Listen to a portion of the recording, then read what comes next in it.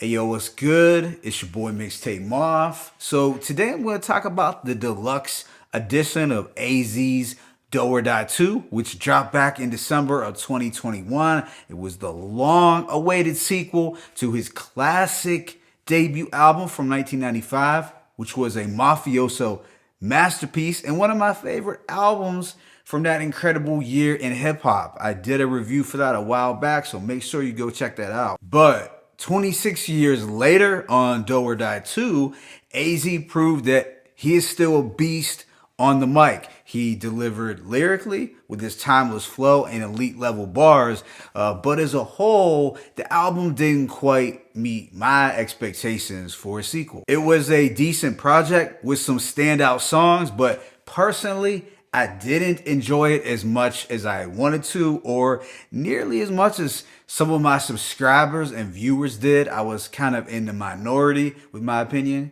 To offer some perspective, Raekwon's Only Built for Cuban Links 2 had really raised the bar and set the standard for how I felt a follow-up album like this should have been constructed or how it should have sounded, because Raekwon pulled it off so well. And look, perhaps my expectations for this AZ album were unrealistically high. That may be the case, but I felt how I felt. So as a result of keeping it 100, my Do or Die 2 review had the most number of dislikes out of any of my videos by far. I have folks going in on me in the comment section, but a good number of people were able to disagree respectfully, and I can welcome that because we don't always have to share the same opinion on an album. And if I don't love an album from a particular artist, that doesn't mean that I don't love and respect that artist. It's common sense, you would think. But unfortunately, there were some bozos and clowns who couldn't comprehend that and tried to get tough with me in the comment section over an album that I gave 3.5 mics to. But you know what? I'm not even going to feed into that type of negativity for real. I'm just going to jump right into these 4 new tracks. The first one is Jewels for Life, produced by Bink. Here we are getting a darker and hypnotic instrumental that is a good mashup between the 90s and contemporary sounds. This has some inspiring words throughout from the motivational speaker Inky Johnson. He talks about not being attached to outcomes and just putting in the work even if you don't get the results that you had wanted. We have 2 solid verses from AZ. Yeah, overall, it's a dope track that I have no complaints with. Next is Motorola Era, which had dropped as a single a few weeks back. This has a crunchy, head-nodding beat from Static Selecta. I like the rugged piano loop, the bass line, the slide, sax, and the scratching at the end is a nice touch. This features a verse and a hook from 2 Chainz, who, in my opinion, always shows out on East Coast style production or when rhyming alongside East Coast artists. Now, some people tend to dismiss him, but I think he can rap well when he wants to. The chorus is pretty catchy as a portion of it goes.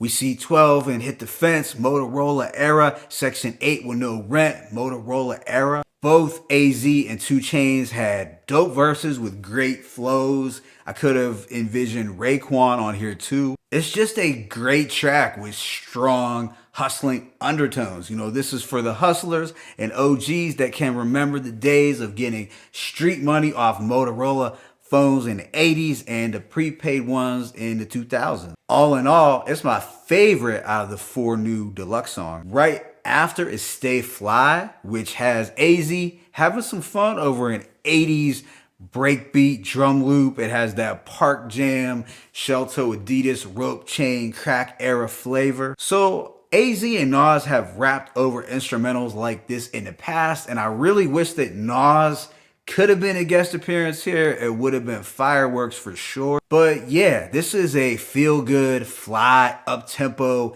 get money, get fly track that you can't go wrong with. It just embodies the flyness. Then the last song is This Is Mine. It's a Static Selecta produced track that gave off strong Pete Rock production vibes. The luxurious piano loop, the dusty drums, and the Rakim scratches are as nostalgic as you can get, Static was definitely in his bag on this one. Here, AZ reflects on his legacy as the visualizer, as this streetwise philosopher and a highly revered MC. He raps, "Stay smiling cause I come from the wildin'. Them projects I call home was like the dorms on the island."